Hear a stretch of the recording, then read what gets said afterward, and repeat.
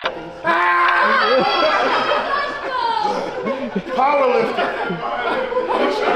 Did I take Julius in arm wrestling? No. Why are you offering me up the arm wrestle people? Hey, I just...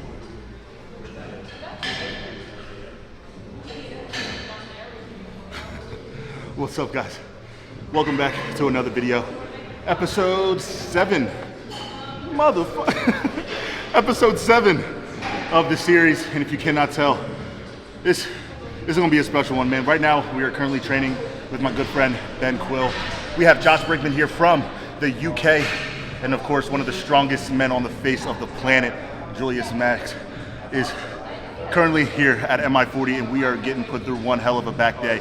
So stay tuned. This is a little flash forward to the future. This is gonna be one hell of a workout, to say the least.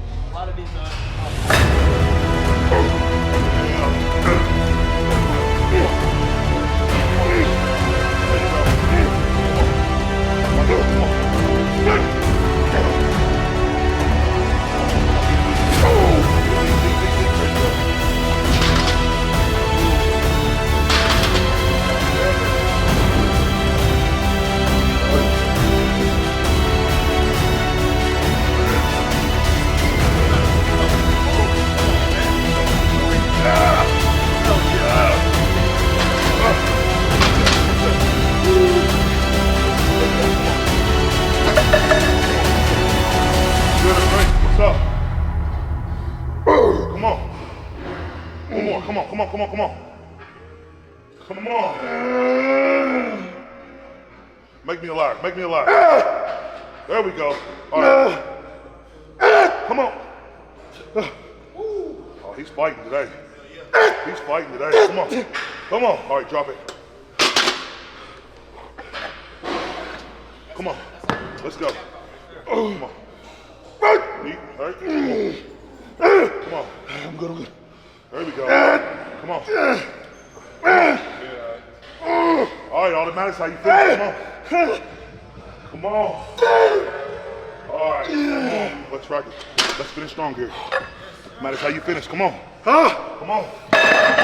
Come on, let's go. There you go. Come on. Fight for it.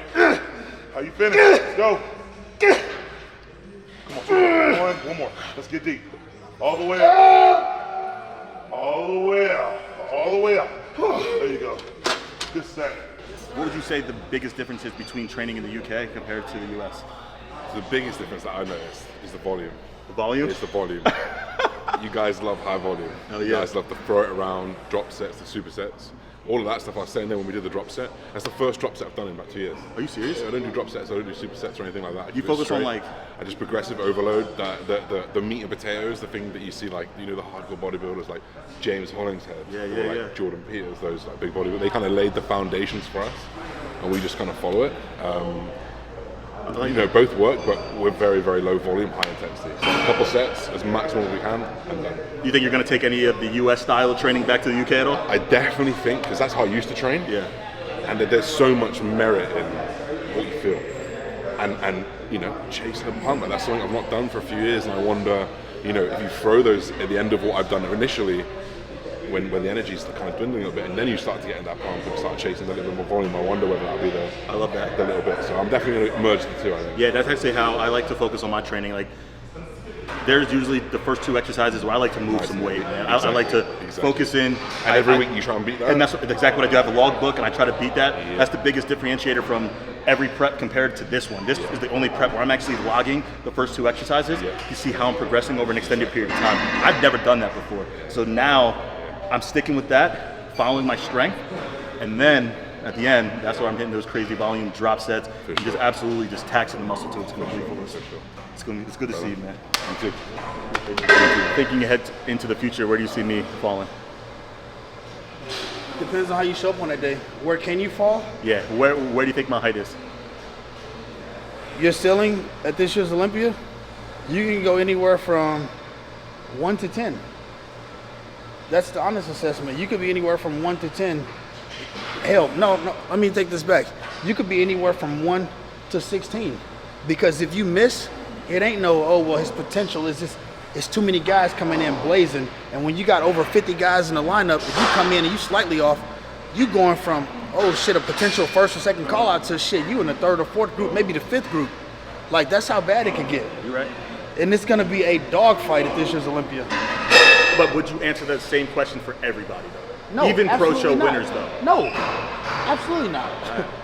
No. That's what I'm saying. It's not a lot of guys that I feel like can go in and have a chance, a legit chance to compete to win this year's Olympia. Third one. Wait, hold on. So tell me, what was the whole thought process behind doing multiple shows?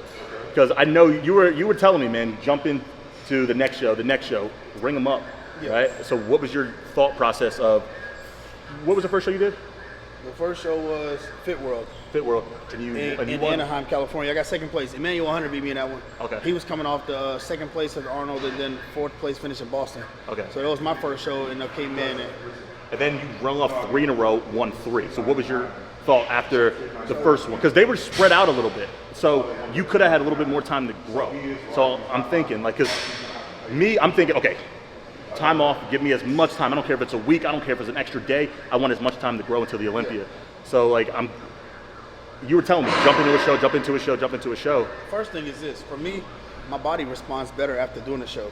Like, I always know that no matter how I come in on the first one, I'll be better on the next one. Like, I gotta kind of get on the track and get to going first. So I already knew that. So the fact that we came into Fit World and got 2nd place right there and looked crazy, right? We just missed it by a little bit. Just wasn't quite dry enough. Cool. We go to Golden State up in Sacramento. Timing of that one's kind of off. Not blaming nobody. End up getting 4th place, right? Was flat on stage. I was mad about that one. So the following week, go all the way across the country from Sacramento. I went straight out to the East Coast, went to Charlotte. Won the Charlotte Pro. Cool, okay. Now, it was like right after we won in Charlotte, that was my 3rd show. Ryan jumps on the phone with me that night. He's like, hey, let's go do Pittsburgh. Fuck it. Like, we qualified now. Let's go do Pittsburgh. Let's go stand next to Chiron. And I'm like, damn. I'm like, yo. I was like, you know what? Fuck it. Like, I'm ready. Let's do it. I went back to the crib, and I was like, after a week went by, you know, I'm in that bitch, I'm working. And I was like, yo, you know what? I'm tired. Like, I'm not going to do it. Yeah. Like, I'm tired. I'm not feeling it. Like, I'm tired. Like, so he's like, all right, cool. No worries. There's no pressure. Like, we're good. Listening to your body. But I had already planned on going to Louisiana because that's where I'm from. So there was already a show that we had mapped out was Optimum Classic, which was the same as New York Pro. Because we was already thinking, okay, they're on the same day. I'm from Louisiana. I'm going to have a couple of athletes doing that show, right? I was going to have 3 athletes doing that show already. So it was like, yo, I'm already going. Like, that's where I'm from, my home. So I was already going there. And now I didn't actually decide to do the show until the week of. I didn't put my contract in until like Tuesday or Wednesday because I had went to Junior USA the week before, didn't even diet for like 4 straight days. I was out there with my athletes at Junior USA. I came back home on a Sunday, drove back from Charleston, South Carolina to Kentucky, came back home on a Sunday. I hit cardio for 2 days straight. I said, you know what, Ryan? I said, I think I could do it. You know what? I said, I look all right. He's like, you know what? Okay, let's push for it. So we hit the cardio real hard for a few days and my body changes quickly. Drove down to Louisiana. The reason why I drive a lot is because in Kentucky where I'm at, the closest airport is like 2.5 hours away in Nashville, Tennessee. So like if I'm gonna drive down to Nashville, have to go through all that and then fly, I might as well just drive the whole way. So I drove down to Louisiana, 10 hours. And that's the funny part. I got there, a couple hours of sleep, went out there, had the best look of the year. That was one of the cleanest looks I've seen in a long time. And looking at you there, I was like, that was the tightest I've seen your midsection in I don't know how long. And it's funny because I was gonna do that show, and I was between that or the New York Pro up until like 2-3 weeks out. I was like, shit, I haven't put my contract in yet. It was still up in the air. Some of you guys may remember that. I was all over the place. But I did want to do that show because if you'd have did that one, I wanted to stand next to my man right here. hey, if you'd have did that one, you'd have caught that smoke on that one because you came in much tighter in Miami, but you'd have caught that smoke on that one. The way I came in blazing at Optimum Classic, yeah. I need y'all to comment below. You'd have caught that smoke on that Me one. at my best. All right, how about this? Me at Miami. You think Louisiana was your best? Yeah, I think Optimum was my best. Easy. All right, comment below. Optimum was my best. Go check. Actually, we'll put 2 pictures right here. Go comment below which one you guys think who won that battle. I have nothing but the utmost respect for my man right here. He has been. This, first of all, you're talking to your audience. Of course they're gonna say you. Come on. Nah, be unbiased. I mean, we know the answer, but be unbiased. Stop. I showed up in Louisiana when I did Optimum, my second win. He would've got smoked. He would have. I'm not. No, it's making me look too short right here. Bro, you are shorter than me. I know, but 2 inches. But right here on Bro. this, it makes it look like a foot difference. Look, it literally looks like a foot difference in height right here. Hold on. Yeah. Actually, okay, I'll keep that. That's fine. So Hold listen. up, show the camera. No, just let me see it first without you. Thank I you. am. No, No, let me see I'm it. gonna be honest. I Right? know, but the first thing I have to say is this, right? Whenever we're looking at these, remember this. You're in 2 different venues. You have 2 different photographers with 2 different cameras, 2 different lenses, and you have different lighting for each stage. Okay. Right? I was in Miami at that show. The lighting was perfect. They had great lighting there, and the photographer, the stage photographer, was actually really nice. I'm I sorry. will say Can that. you just show him the photo? I am. And now, one thing that I said beforehand, right, was this. I said my back is more complete, but I said he's got more in the mid back, more thickness. Okay. So Now, tell me, now think of it this way. From a judge's perspective, who are you putting first and second? Fair? Fair. you don't put them in first or second based on a back picture though. See, that's Yo, where. Ben, I love you, bro. All right, So we're looking what to see who has a back, whose back is more. Yeah, because these backs are going to be first and second anyway at some point Yeah. in men's physique. Absolutely. So think ahead and think first or second. That's what we're saying. I hate We it. got to make sure we got to get the front end. Man, you make He's on Facetune sharpening his Yeah. back real quick. No, I'm not. I'm actually trying to scale this so I can get you taller how you're supposed to be. That's too tall. There's Alex. There's myself. All right, and then swipe.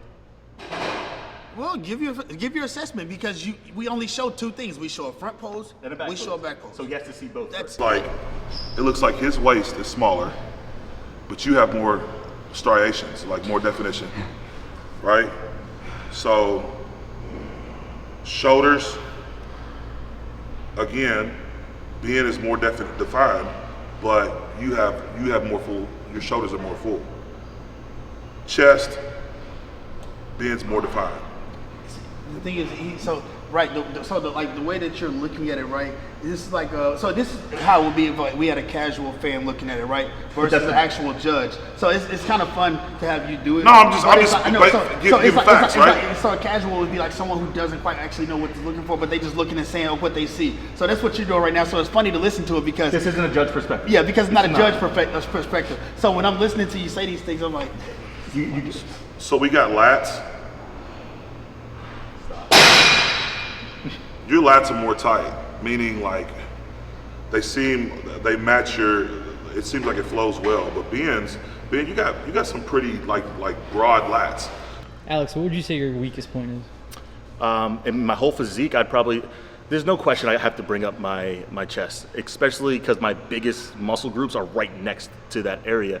And Ben's right. I've always had a passion for training every single body part, but now that I'm progressing in this sport in a specific division, I have to understand what the division standards are and what they're looking for. And with that, I have to consciously scale back on training specific body parts comparative to other body parts. That's why I'm putting so much emphasis right now on growing my chest. There's no question about that. I think at the show I could have come in with a fuller chest, but at the same time I'm still lacking muscle. I think that's where a lot of people get confused. They say, oh, I have to be full, I have to be fuller. No, you also have to grow the muscle.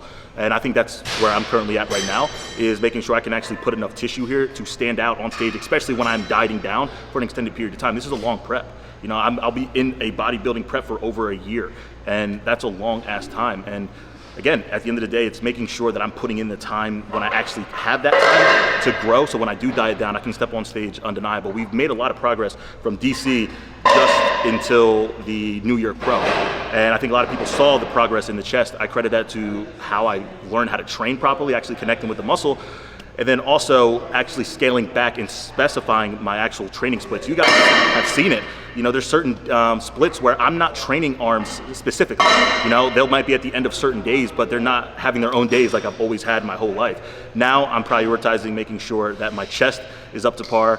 I'm still hitting my shoulders hard, and my back is gonna be, again, my goal is to have the best back on stage. And I don't care, man. I wanna be the most well-rounded, there's no question. But when we turn around, I want it to be lights out. So the thing, right, you notice that I said, right, I'm not just gonna blow smoke for myself.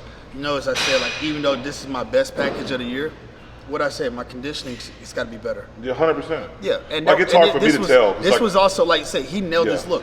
The fullness, he nailed this fullness. Even though you say your chest can be fuller, that's not actual fullness. Your chest was full. It was maxed out. Like, you were full. I was at the show. If you weren't full, you wouldn't be popping and tight like this through the back. You would be flat. So you nailed the fullness and you nailed the condition. My feedback from the show, which I had already known going in, was they said this: you need to be tighter and drier from the back. They said if you bring your back in drier, mine's a little bit sharper. They said you can go and stand next to Aaron Banks on Olympia stage. How do you think? I said, shit, that's all I need to hear. Like I said, that's too. I'm gonna fucking tighten it up, easy. What if you go to the Olympia and you're in the last call out? How you gonna feel? What are you gonna do? Never thought of that one. I think if I'm in the last call out, the reason I'm in the last call out is something that I did and not because of what everyone else did.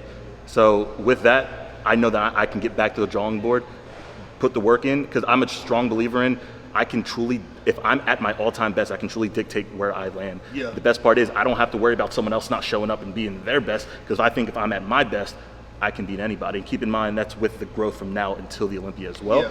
But I truly do believe if I were to end up in that last call out, it's because of something that I did and nothing that everyone else didn't do. So to be honest, right, you're gonna stand out. You're gonna stand out at the Olympia as soon as you get there.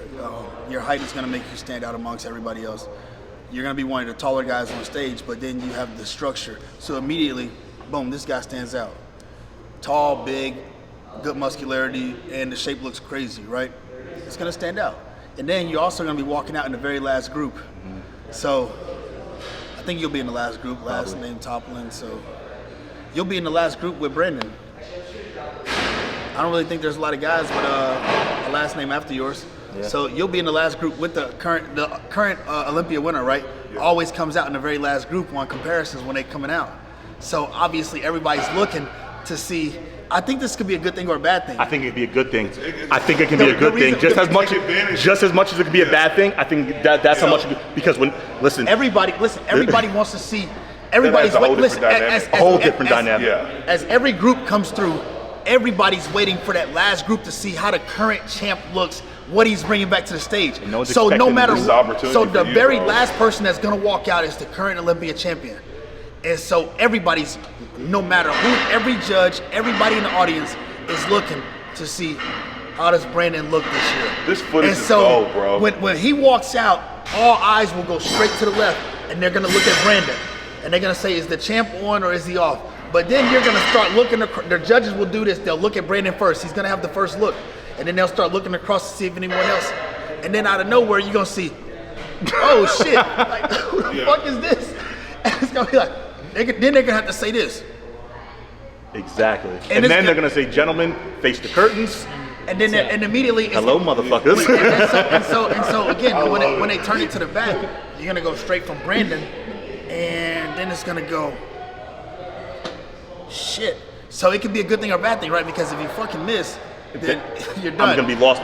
That's where I can go from 1st to 16th. Because if I miss and I'm in that call out, they're only gonna look. They're only gonna look at Brandon. So listen, it'll get to the point where, like, listen, if you fuck up, they not gonna look at you twice. Because hey, it's 50, 60 guys. They're gonna look at you. They're looking quickly, scanning, but they want to see the champ. As long as they check him and they say, okay, he's on, boom, we know. That's all we needed to see. Yeah. They sending you off the stage. They ain't even gonna look at you. They gonna, let's call this guy. I mean, the great thing about it is like it seems like you guys have a bird's eye view because y'all been through it for so long. Like how y'all interact with each other and pick on each other's weaknesses. So I feel like with this game plan and this approach, just this conversation alone, it should add a different perspective on how you approach. I mean, starting from today, like right now, as soon as we leave here, like, you know, when you're not supposed to be eating X, Y, Z, like sticking to your meal plan, sticking to your cardio, sticking to water, to everything that's crucial for you guys that you have to have, like making sure that starting from this day forward, not saying that you have it, but from this day forward, like this is a big deal for you guys. Like this is great. This is actually a dream come true. I said it at the Miami, like I never set a goal past the Olympia yet because I was so focused on getting there. And now that I'm here, a lot earlier than I ever imagined, I have an opportunity to truly go in and shock the world, not just the world, myself. Like you said, 1st or 16th, and that's true. But I really do believe if I'm on, I can dictate where I land, and that's the best part. And it's the same thing. It's the same thing with him. It's the same thing, man, because he has an opportunity to expose so many fucking people. Because this man can step on stage full, small ass waist, big ass back, and that's where it is. People are missing that. He has that, and that's what I'm saying. It's up to you. That's the best part. It's up to you. No, I feel good. I feel really, really good right now. Like my strength is way up.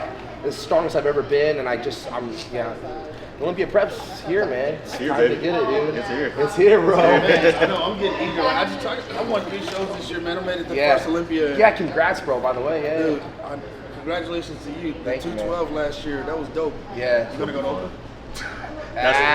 We'll answer that in a minute. I just want to know offline. Are you after this year? Will you entertain it? I didn't even say anything. I didn't say anything, bro. I didn't even say anything. He's gonna keep pressing the I didn't bro. say anything. But you know what? Like the world wants to know this. The world wants to know. Will you entertain it? I can promise you this. I will go open at some point in my career, no questions asked. Because if it's not this year, then it will be next year. Yeah. For sure. I mean, we see what, How old are you we now? see what Hottie's doing. 29. You're 29. Yeah, dude. Don't jerk on a fucking You guys know what time it is. But I hope you guys enjoyed this video. It's safe to say that it was electric, and there was a lot of different personalities, a lot of good conversations. There's a lot of good rivalries that likely are going to lead up into the Olympia, but it was nothing but respect all around, and we had a lot of fun. We even shot some TikToks. Maybe we can like leave it at the end of the video here for you guys to see it, but it was cool, man. Again, we are really starting to amp some things up in this Olympia prep. We're 16 weeks out. You know, this is the typical point where people tend to start cleaning everything up. They start to be a little bit more consistent. The best part is we've already been doing that. Now we just drop the hammer and make sure that we're heading in the right direction on a consistent basis to be where we need to be in 16 weeks. And I'm confident, man.